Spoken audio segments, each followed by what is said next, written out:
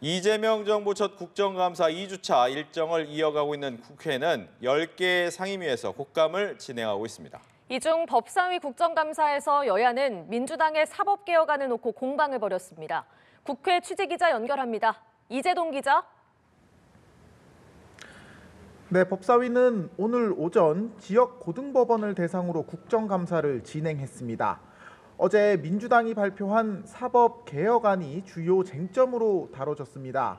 민주당은 대법원 확정 판결을 헌법재판소가 심사할 수 있게 한 재판 소원 제도에 위헌성이 없다고 주장했고요.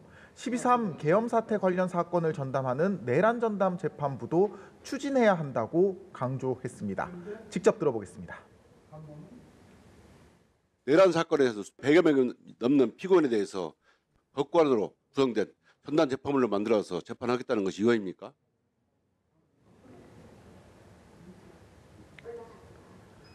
네, 반면 국민의힘은 민주당의 사법제도 변경 시도가 위헌성을 가지고 있고 사법권 독립을 침해한다고도 반박했습니다. 들어보겠습니다. 사법 파괴 선언이라고 생각을 합니다. 이재명 정부 끝나면 26명의 대법관 중에서 22명이 이재명 대통령이 임명한 법관이 되는 겁니다.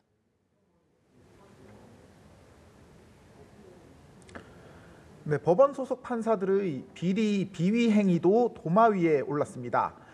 근무 시간에 술을 마시고 노래방에서 소란을 피운 의혹을 받는 제주지법 3명의 판사들이 증인으로 불출석하자 동행명령장이 발부되기도 했습니다. 네, 과방위 국정감사에서는 잇따른 해킹 사태에 대한 질타가 이어졌다고요. 네, 가방위 소속 여야 의원들이 모처럼 한 목소리를 냈는데요. 통신사 해킹 사고가 잇따르는 것을 두고 민주당 이훈기 의원은 정부의 개인정보 보호 관리 체계가 거의 무용지물이라고 생각할 수밖에 없는 상황이라고 질타했고요. 국민의힘 김장겸 의원은 SK텔레콤 해킹 사태 때도 KT와 LG U+를 살펴보라고 강조했는데 또 터지고 터졌다며 정부의 대응책이 수박 겉핥기라고 비판했습니다. 한편 최민희 과방위원장은 야당 의원이 국감 기간 국회에서 자녀 결혼식을 연 점을 문제 삼은 데 대해 입장을 밝히기도 했습니다. 최 위원장은 기업이나 피감 기관에 청첩장을 전달한 사실이 전혀 없다고 강조했고 자식을 거론하는 과정에서 눈시울을 붉히기도 했습니다. 이 밖에 정무위 국감에서는 민중기 특별검사의 주식 내부자 거래 의혹을 두고 공방이 벌어졌는데요.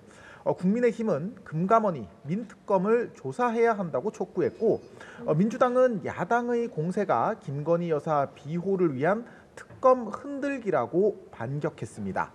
이찬진 금감원장은 야당 의원들의 조사 촉구에 공소시효가 완료된 지 오래돼 재조사는 현실적으로 어렵다고 답했습니다.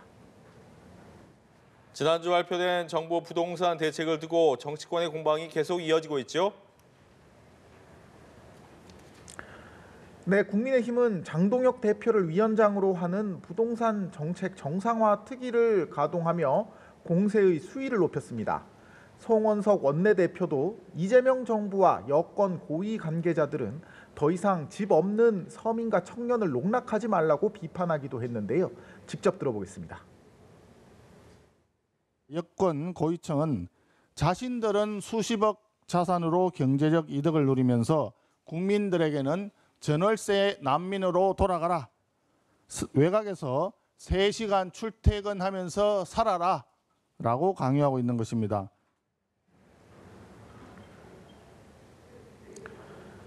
민주당은 정부 부동산 대책 후속 대응 차원에서 내일 주택시장 안정화 TF를 출범시킵니다. 단장을 맡은 한정혜 정책위 의장은 12월까지 시군구별 부동산 공급 세부 계획을 마련할 것이라며 정부 부동산 대책의 후속 과제들을 이번 정기국회 안에 입법시키겠다고 말했습니다. 민주당은 보유세 강화 등 세제 개편 논의는 없을 것이라고 거듭 선을 그었습니다. 김현정 원내대변인의 발언 직접 들어보겠습니다.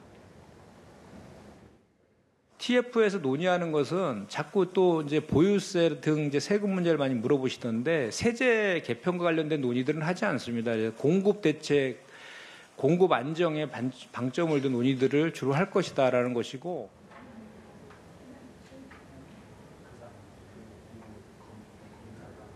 김 원내대변인은 투기 세력 때문에 주택 마련이 힘든 상황임에도 야당이 청년과 서민에게 무한 계단을 걸어 올라가라고 가스라이팅하고 있다고 비판했습니다. 지금까지 국회에서 전해드렸습니다.